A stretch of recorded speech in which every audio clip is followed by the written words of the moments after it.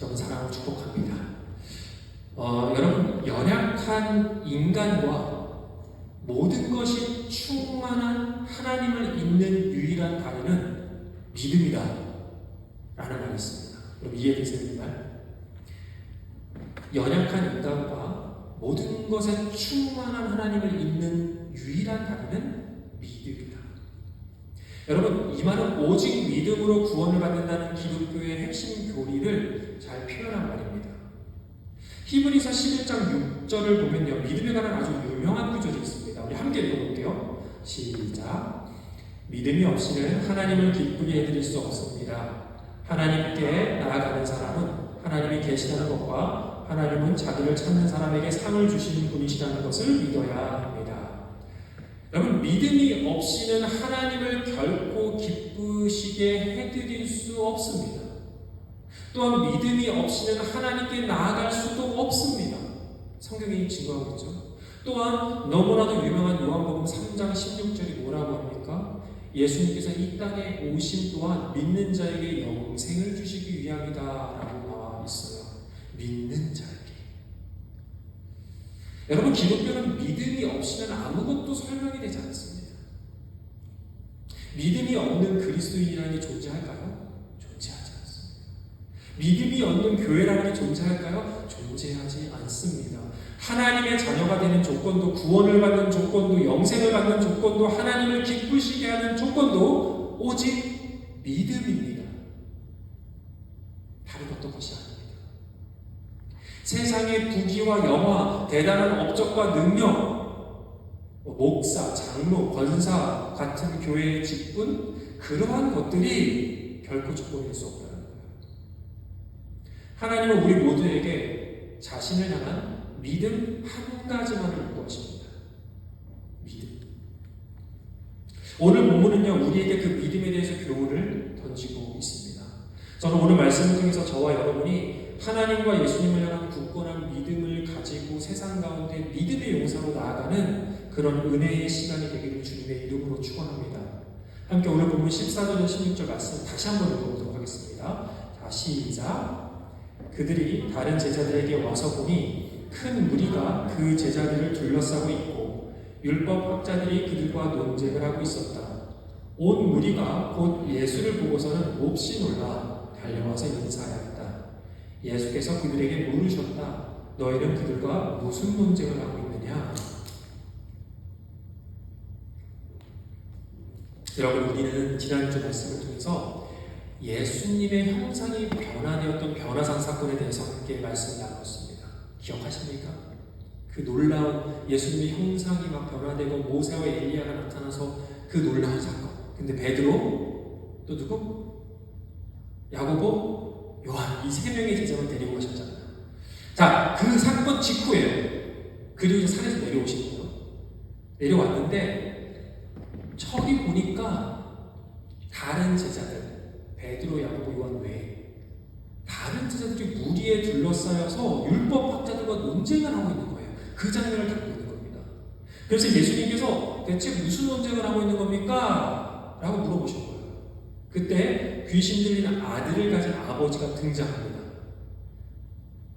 성경은 무슨 논쟁이었는지 정확하게 기술하고 있지는 않지만 이 본문의 맥락을 볼 때 제자들이 귀신 들린 아이에게서 귀신을 쫓아내지 못하자 이때다 싶었던 율법학자들이 등장해갖고, 야 봐라, 이 예수 있는 이 사람들 다 이거 거짓말쟁이다, 능력도 없다, 봐라 이 예수라는 작자 사기꾼이다, 예수 믿는 건 바보 같은 일이다, 이렇게 소리를 치는 거예요. 여러분, 이 율법학자는 예수를 믿지 않는 사람들입니다. 어떻게 믿지 않아요? 예수를 하나님의 아들로 믿지 않습니다. 구원자로 믿지 않습니다. 창조주로 믿지 않습니다. 온 세상과 온 만물을 다스리는 통치자로 믿지 않아요. 안 믿는 사람들입니다. 예수님을 믿지 않는 사람들인데 이 사람들의 모습을 통해서 우리가 깨닫게 되는 사실이 있습니다. 예수를 믿지 않으면 예수에 대해서 논쟁하게 됩니다. 논쟁하기를 좋아하게 됩니다. 예수가 없다고 예수를 믿는 것은 바보 같은 일이라고 자신의 말과 논리로 증명하고 싶어 해요. 제가 캠퍼스 선교사로 10년 동안 사역했잖아요. 믿지 않는 우리 유학생들에게 복음을 전했습니다. 그때도 항상 그랬습니다. 어떻게든 그 친구들이 자신들의 논리로 자신들이 가지고 있는 불신을 증명하고 싶어 했어요.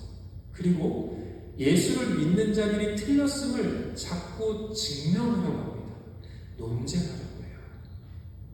그래서 저는요, 사역 초기에 그런 논쟁에 자주 휘말렸습니다.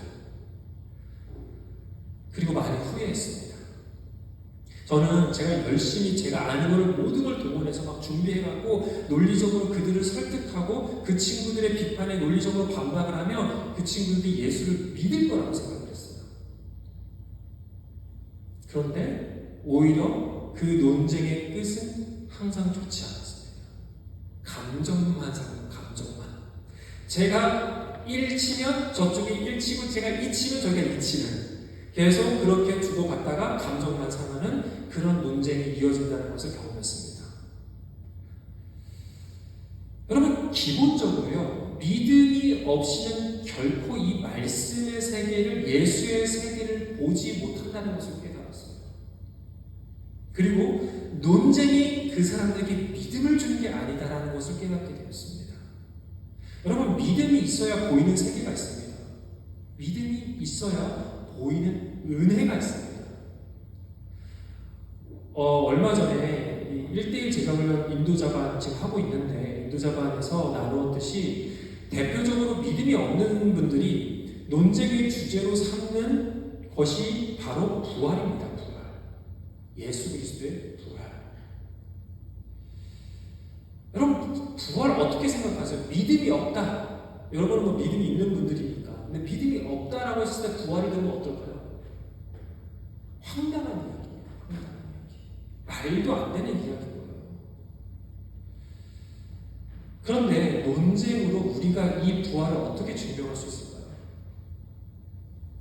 어떻게 그들을 설득할 수 있을까요? 물론 저희가 1:1 인도자반에서 부활이 사실일 수밖에 없는 역사적 증거에 대해서 함께 배웁니다. 그러나 그 모든 것을 말해주어도 사실 믿음이 없으면 결국 받아들이지 않습니다. 그리고 무엇보다 성경은요, 우리가 보는 성경은요, 기본적으로 우리가 잘 믿을 수 있도록 친절하게 또 논리적으로 우리를 설득하고 있지 않다는 거예요. 성경이 뭐라고 합니까? 너가 믿든지 안 믿든지 하나님 이렇게 하셨어. 너가 믿든지 안 믿든지 예수님 이렇게 일하셨어. 너가 믿든지 안 믿든지 하나님께서 이 땅에서 이런 일들을 하셨어. 보여주셨어. 그냥 그렇게 담백하게 적어놨어요. 담백하게. 좀 믿어줘라고 하는 게 아니라 너가 믿어야 돼. 이런 일이 있었어. 어찌 보면 믿을 수 있으면 믿어봐 라고 하는 것 같아요. 그래서 믿지 않는 분들에게 오히려 논쟁의 여지를 더 줄 수 있는 것 같습니다. 애초에 하나님이 성경을 매우 치밀한 논리적으로 쫙 적어 놓았으면 어땠을까요? 수학 공식처럼 정말 딱딱딱 떨어지게. 그렇지 않다.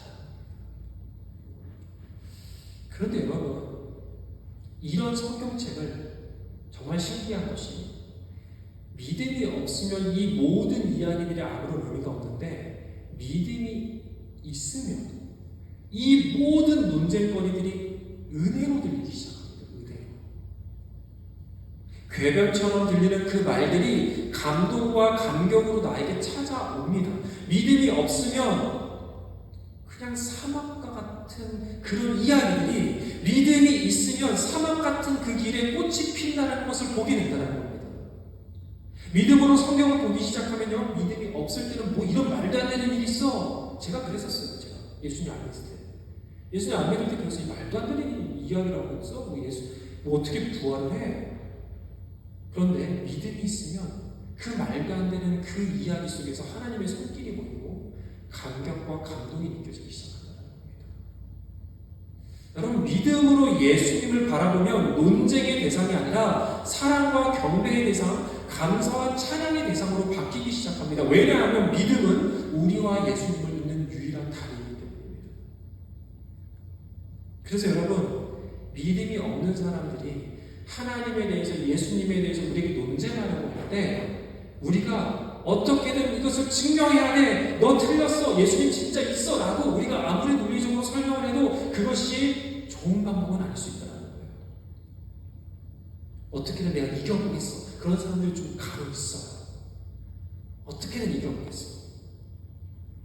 그런데 그런 방법보다 어찌 보면 이 사람이 정말 예수님을 잘 만날 수 있도록, 믿음이 생길 수 있도록 긍휼과 사랑의 마음으로 기도하고 품어주고 기다려주는 게 오히려 더 좋은 방법임을 저는 경험으로 깨달았습니다.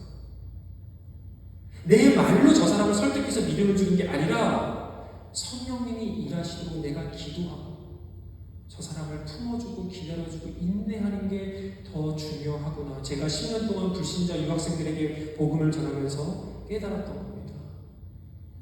논쟁이 이들에게 믿음을 주는 게 아니라 오히려 나의 기도와 내 안에 예수의 마음이 그들에게 믿음을 주는 통로가 되는구나 라는 것을 느꼈어요. 그리고 오히려 그런 논쟁을 즐겨하는 사람들이요, 그런 친구들이 예수를 믿게 되잖아요. 정말 열심히 믿습니다. 정말 말씀을 사랑하게 됩니다. 그 예수님을 알고 싶어하는 그 열정이 드러납니다. 그 갈망함으로 이어집니다. 저는 여러분 주변에도 분명 하나님을 잘 모르시는 분들이 계실 거예요. 믿음이 없는 분들이 계실 겁니다. 그분들이 하나님에 대해서 부정적으로 말하고 논쟁하려고 할 때 여러분, 그 논쟁에 감정적으로 받아치지 마십시오. 정말 지혜롭지 않습니다. 먼저 사랑으로 품어주시고 인내해 주시고 그분들을 위해서 마음 다해 기도해 주시면서 그렇게 그분들이 예수님께 올 수 있도록 천천히 인도해 주는 것이 우리에게 필요하다라는 것입니다. 저는 여러분을 통해서 여러분 주변에 예수님 믿는 사람들이 많아질 수 있도록 그렇게 기도하고 또한 축복합니다. 이어서 본문 17절에서 19절 말씀 다시 한번 읽어보겠습니다. 시작. 무리 가운데 한 사람이 예수께 대답하였다. 선생님, 내 아들을 선생님께 데려왔습니다. 그 아이는 말을 못하게 하는 귀신이 들려있습니다. 어디서나 귀신이 아이를 사로잡으면 아이를 거꾸러뜨립니다. 그러면 아이는 거품을 흘리며 이를 닦며 몸이 뻣뻣해집니다. 그래서 선생님의 제자들에게 그 귀신을 쫓아내달라고 했으나 그들은 쫓아내지 못했습니다. 예수께서 그들에게 말씀하셨다. 아, 믿음이 없는 세대여, 내가 언제까지 너희와 함께 있어야 하겠느냐? 내가 언제까지 너에게 참아야 하겠느냐? 아이를 내게 데려오너라. 아멘. 사람들이 예수님께 무슨 일이 있었는지를 알려줬어요. 당신의 제자가 귀신을 쫓으려고 했는데 실패했습니다 라고 얘기했습니다. 그러자 예수님이 어떻게 반응하셨냐면 한탄하셨습니다. 이 믿음이 없는 세대요, 내가 언제까지 너희와 함께 있어야겠냐? 내가 언제까지 너에게 참아야 하겠느냐? 여러분, 사실 예수님의 이 말씀이 제자들에게 매우 야속하게 될 수 있습니다. 서운하게 될 수 있다는 거예요. 아니, 나 나름대로 열심히 귀신 쫓는다고 쫓았는데 이렇게까지 말씀하시는 건 좀 속상합니다 라고 사실 제자들의 마음도 이해가 될 것 같아요. 그러나 예수님은 제자들을 향해서 가지고 있는 기대가 있다는 거예요. 기대. 예수님의 기대. 제자를 향한 기대. 어떤 걸까요? 어떤 기대를 가지고 계실까요? 뭐 예수님을 위해서 돈을 잘 벌어다 주는 기대? 예수님을 위해서 세상에서 유명한 사람이 되는 기대? 자신한테 큰 선물 잔뜩 가져와서 줄 거라는 그런 기대? 아닙니다. 예수님의 기대는요, 오직 믿음입니다. 믿음입니다. 믿음. 예수님의 제자로서 그에 합당한 그 수준의 믿음, 그것을 기대한 것인데 제자들이 그 믿음에 미치지 못했던 거예요. 예수님은 그들을 꾸짖었습니다. 어떻게? 믿음이 없는 세대요. 믿음이 없는 세대요. 그들의 믿음이 믿음 없는 자들과 크게 다르지 않았다는 겁니다. 제자들이 대체 어떻게 했길래 그러셨을까? 구체적으로 성경이 기록하고 있지는 않습니다. 하지만 분명한 것은요, 그들의 믿음이 믿음 없는 자들과 별반 다를 바 없었다라는 겁니다. 그 사건에서. 여러분, 예수님이 기대하는 믿음의 수준이 있습니다. 우리의 신앙이 젖먹이일 때, 우리의 신앙이 깐난깐난하게 있잖아요. 그냥 소희처럼 그냥 하는 애기일 때는 그 정도의 믿음의 수준을 기대하세요. 그러나 청년의 때가 되었는데도, 신앙생활을 그렇게 오래 했는데도 여전히 젖먹이 믿음에 머무르고 있다면 예수님은 그 부분을 지적할 수 있다는 겁니다. 여러분, 예수님은 지금 제자들뿐만 아니라 지금 이 시대에도 성경은 알고 있지만, 교회는 다니지만, 예수님은 지식적으로 알고 있지만 삶에 어떠한 믿음의 열매도 없고 믿음의 성장을 위한 어떠한 노력과 수고도 없고 그냥 그런 믿음에 만족하며 살아가는 그리스도인들에게 동일하게 질타하고 계신 겁니다. 믿음이 없는 세대요, 내가 언제까지 너에게 그렇게 기다려야 되겠느냐. 예수 믿는 그리스도인이라고 말은 하지만 정작 내 안에 내 삶의 십자가가 보이지 않고 믿음의 도전도 없고 세상 사람들과 다르지 않는 삶을 살면서 눈앞에 돈을 더 믿고 눈앞에 사람을 더 믿고 눈앞에 자신의 힘과 능력을 더 믿고 의지하는 사람들에게 예수님은 질타하시는 겁니다. 여러분요, 우리는요, 우리의 믿음은 반드시 성장해야 됩니다. 날마다 성장해야 됩니다. 어제의 믿음보다 오늘의 믿음이 더 커지기를 갈망해야 됩니다. 오늘의 믿음보다 내일의 믿음이 더 커지기를 사모해야 합니다. 그러한 성장하는 믿음을 가지신 저와 여러분 되기를 주님의 이름으로 축복합니다. 그 믿음이 주님을 기쁘시게 하는 믿음입니다. 그런데 여러분, 그 믿음의 성장은요, 반드시 대가 지불이 필요합니다. 그냥 가만히 있는다고 믿음의 성장이 일어나지 않습니다. 그럽니까 여러분? 가만히 있는데 믿음의 성장이 막 일어나요? 제가 16살에 처음 예수님 만났습니다. 그전에는 불신자였습니다. 그때는요, 제가 처음 예수님 만난 그때는요, 신기하게도 제가 기도하는 족족 다 이루어졌습니다. 너무 신기했어요. 제가 방언을 너무 하고 싶었어요. 방언 기도하는 분들을 보면서 나도 방언 기도하고 싶다. 너무 정말 신비롭다. 그래서 방언 기도를 하고 싶어서 방언을 달라고 기도했는데 한 일주일인가 2주 만에 받았어요. 방언. 그리고 제가 어제 리더십 모임 때 잠깐 얘기를 했지만 제가 찬양 인도자가 너무 되고 싶었어요. 유교인 찬양 인도 너무 잘하는데 그 찬양 인도 하시는 분들 보니까 너무 멋있는 거예요. 예수 처음 만나고서 저 앞에 있는 저 고등학교 3학년짜리 형이 찬양 인도를 했는데 나도 저렇게 찬양 인도 너무 하고 싶다 막 이렇게 생각을 했어요. 기도했어요. 하나님, 저도 찬양 인도자 되게 해주세요. 근데 제가 뭐가 있어요? 믿은 지 한두 달밖에 안 됐고 그때는 기타를 무조건 쳐야 됐었어요. 찬양 인도자가. 근데 기타도 못 치고.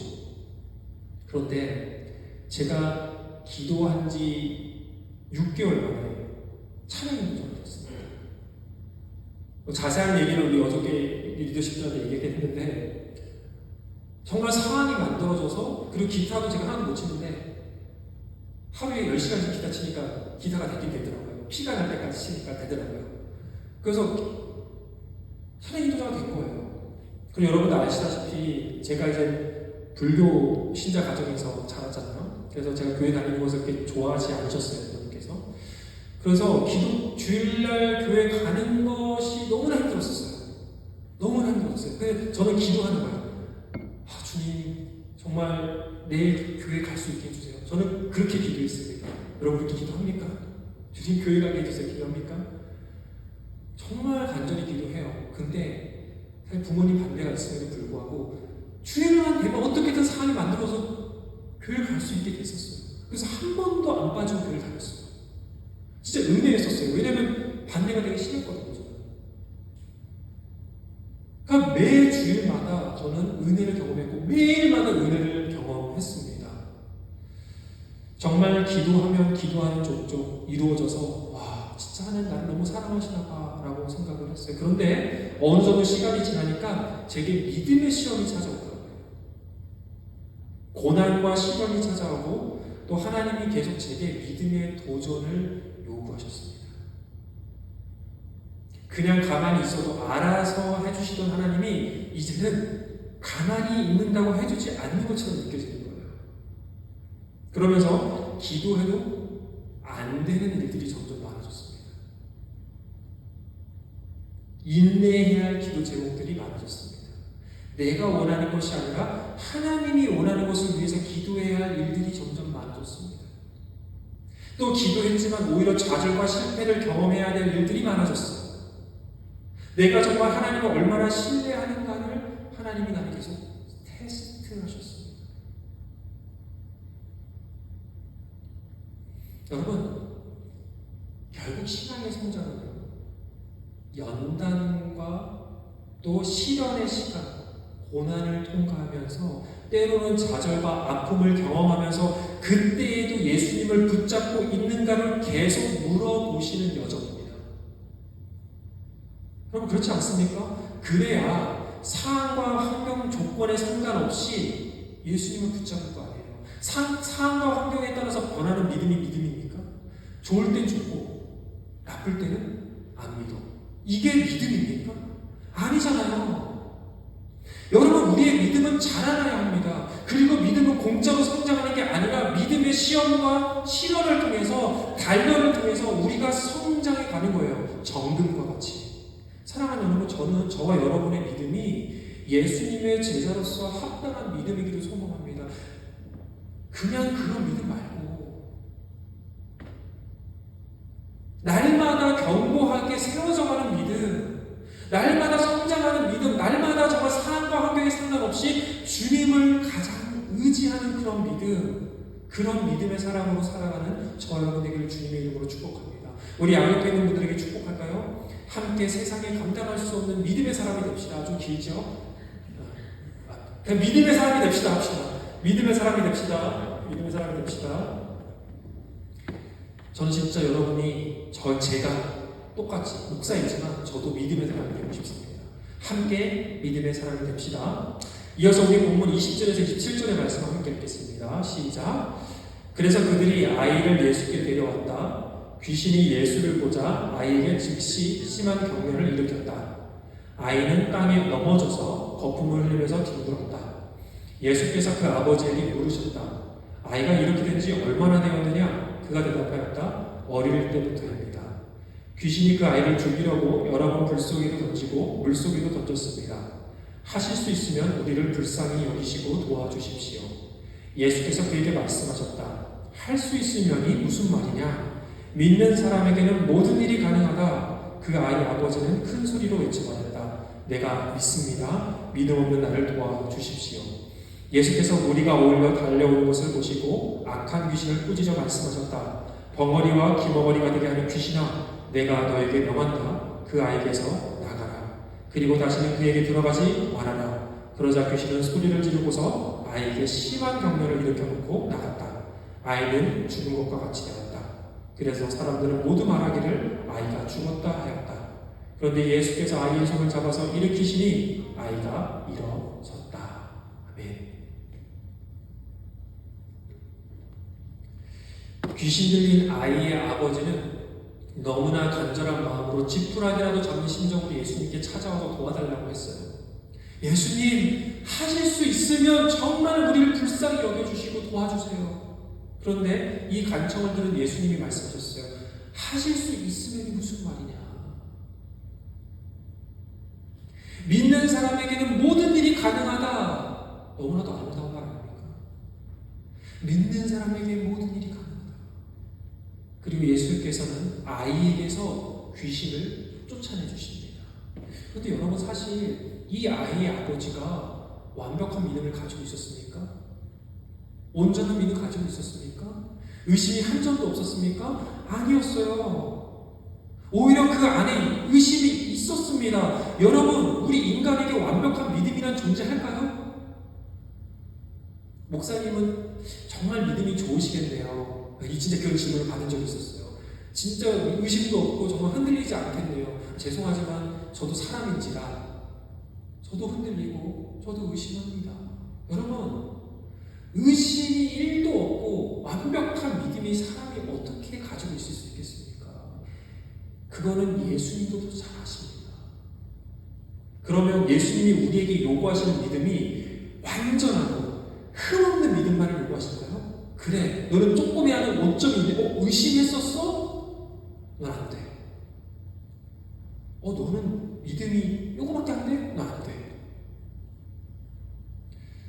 여러분, 우리의 믿음이 성장하고 자라야 하는 그 모든 시간들, 과정들이 필요하다는 것을 예수님이 가장 잘 아세요.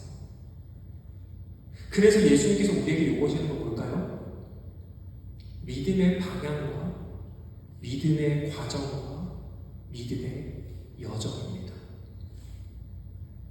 예수님이 보시는 것은 믿음의 길 위에 걸어가고 있는가, 그거를 보신다는 거예요. 여러분, 유명한 믿음장 히브리서 11장을 보면요, 우리 1대1 인도자반 우리 그 학생분들에게 히브리서 11장 꼭 읽어라라고 했는데 읽으셨는지 모르겠어요. 히브리서 11장을 보면요, 성경이 인정하는 대표적인 믿음의 조상들이 나옵니다. 믿음의 선진, 이 사람들 정말 믿음의 사람들이야 라고 뽑는 사람들을 리스트화해서 나와요. 그런데 그 사람들의 이름들을 들으면 고개를 좀 갸우뚱하게 됩니다. 성경을 많이 읽어보신 분이라면. 왜냐하면 믿음의 조상이라고 말하는 대표적인 누구죠? 믿음의 조상 하면 바로 나오네요. 아브라함. 근데 아브라함이 믿음의 사람으로 대표적으로 나오거든요. 그런데 아브라함 창세기 보시면 하나님의 약속을 기다리지 못해서 하갈을 아내로 들이거든요. 이스마엘이 태어나요. 또 하나님께서 자신을 지켜주실 것을 믿지 못하고 두려워서 이집트 왕에서 어떻게 합니까? 애굽 왕한테 자신의 아내를 여동생이라고 거짓말을 해요. 진짜 어떻게 이렇게 못난 사람이 믿음의 이 조상으로 나오죠? 자, 모세. 굉장한 사람이죠. 모세 어땠습니까? 하나님을 훈련할 때 못해요. 저 못 믿겠어요. 이랬어요. 그리고 어떻게 했으면 광야에서 분노를 참지 못하고 하나님 말씀 어겼잖아요. 그래서 못 들어갑니다. 약속의 땅에. 기드온. 우리 기드온의 생명경사. 기드온 이렇게 하잖아요. 기드온. 의심하는 사람이었어요. 하나님께서 테스트합니다. 삼손도 나오거든요. 진짜 갸우뚱. 방탕과 정욕에 약한 사람이었어요. 아니, 다윗이 나와요. 다윗 좋은 사람 아니에요? 네, 좋은 사람 맞아요. 그런데 다윗은 간음죄와 살인죄를 저지른 사람이에요. 아니, 여러분, 어디를 가도 흠없고 완전한 사람이 없어요. 정말 흠 많고 의심 많은 사람들의 리스트를 가지고 믿음의 선진이라고 말하고 있어요. 왜 이들을 기록했을까? 왜? 그럼에도 불구하고 그들의 믿음의 방향이 꺾이지 않았다는 겁니다. 믿음의 방향이. 그럼에도 불구하고 그들의 믿음의 여정을 포기하지 않았다는 거예요. 그럼에도 불구하고 그들의 작은 믿음이 올바른 방향을 향해 계속 걸어갔다라는 겁니다.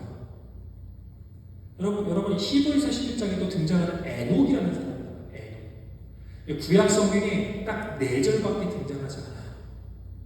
그 사람에 대한 이야기가 4절밖에 안 나와요. 그 에녹. 근데 그가 어떤 사람이었는지 창세기 5장 21절에서 24절에 말하고 있거든요. 함께 읽어보겠습니다. 시작. 에녹은 65살에 무두셀라를 낳았다. 에녹은 무두셀라를 낳은 뒤에 300년을 동안 하나님과 동행하면서 아들, 딸을 낳았다. 에녹은 모두 365년을 살았다. 에녹은 하나님과 동행하다가 사라졌다. 하나님이 그를 데려가신 것이다. 이게 다예요. 이게 다인데 믿음의 선진 리스트에 들어가 있어요.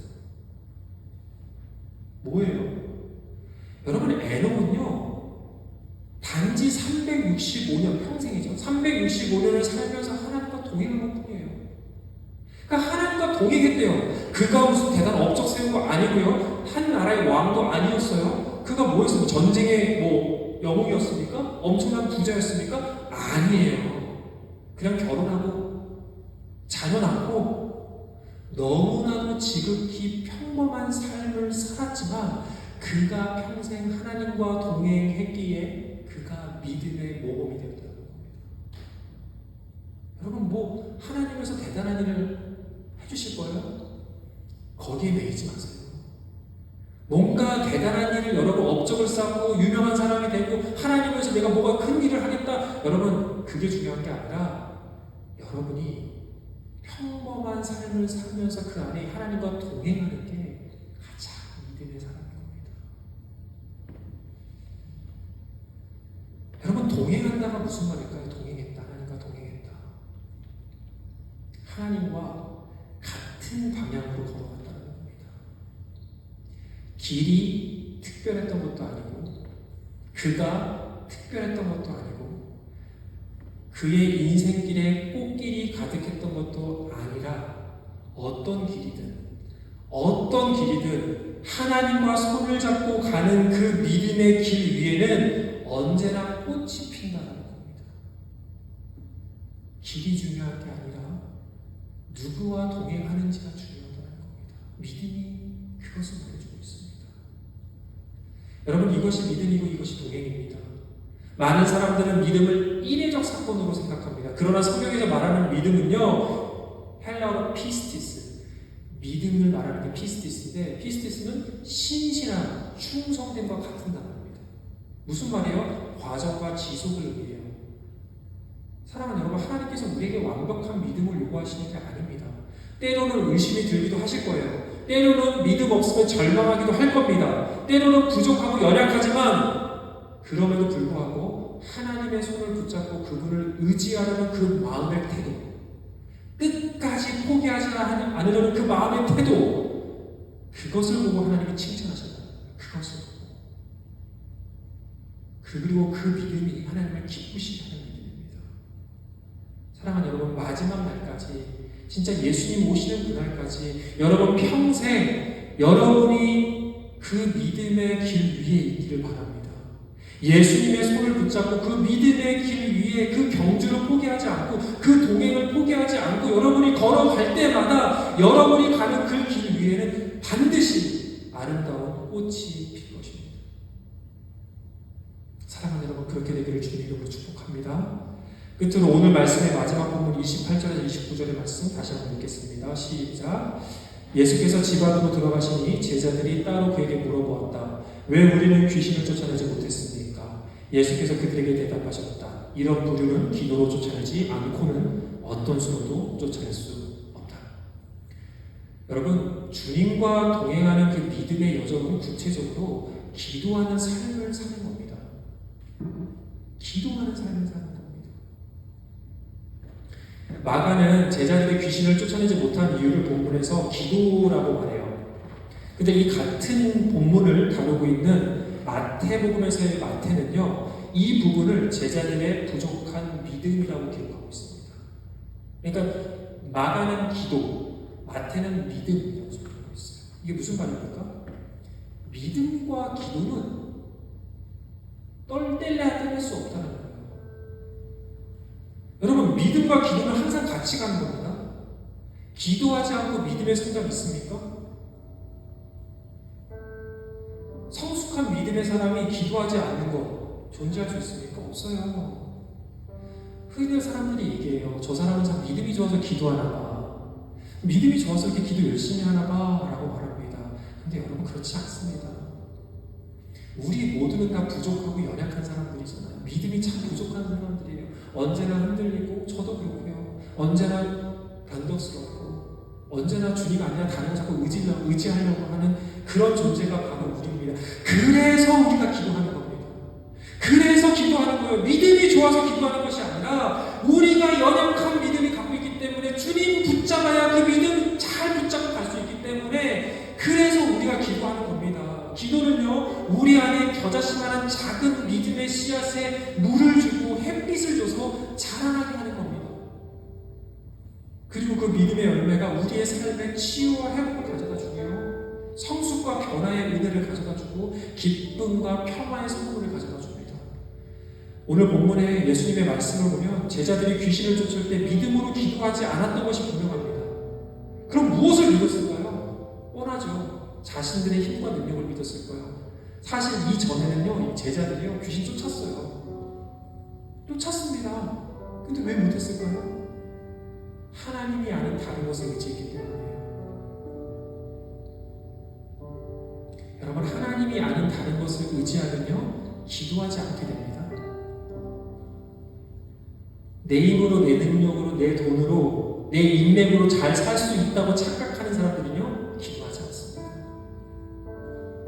평안하다, 평안하다를 외치며 그렇게 주님과 멀어집니다. 여러분, 오히려 이 귀신 들린 아이의 아버지를 보세요. 믿음은 작았지만, 의심을 했지만, 정말 인생의 그 밑바닥 절벽 위에서 주님의 옷자락을 붙잡는 사람이 오히려 하나님의 능력을 경험하는 겁니다. 여러분, 하나님의 능력 경험하고 싶으세요? 여러분 삶 가운데 정말 믿음의 꽃이 활짝 피기를 원하십니까? 그러려면 여러분, 우리가 주님의 옷자락 붙잡아야 합니다. 무엇을 의지하며 살아가십니까? 어제도 오늘도 내일도 무엇을 의지하고 살아갈 것입니까? 하나님이 아닌 다른 어떤 것을 믿으며 살아가신다면 여러분, 오늘 다짐하시고 결단하십시오. 하나님이 아닌 다른 것을 의지하면 안 됩니다. 그리고 기도하십시오. 주님, 내게 믿음을 더하여 주시옵소서. 내가 믿음이 없습니다. 나에게 믿음을 더하여 주시옵소서. 나를 불쌍히 여겨 주시옵소서.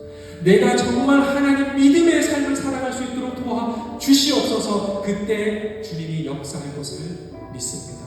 저는 저와 여러분 모두가 정말 믿음으로 기도하며 주님과 동행하는 믿음의 사람들이 될 수 있기를 주님의 이름으로 축복합니다. 여러분이 가진 그 믿음의 씨앗에 기도로 물을 주고 햇빛을 줘서 풍성한 믿음의 열매를 날마다 거두는 저와 여러분 모두가 되기를, 우리 마르페교회 되기를 주님의 이름으로 축복합니다. 우리 함께 일어나서 찬양하겠습니다.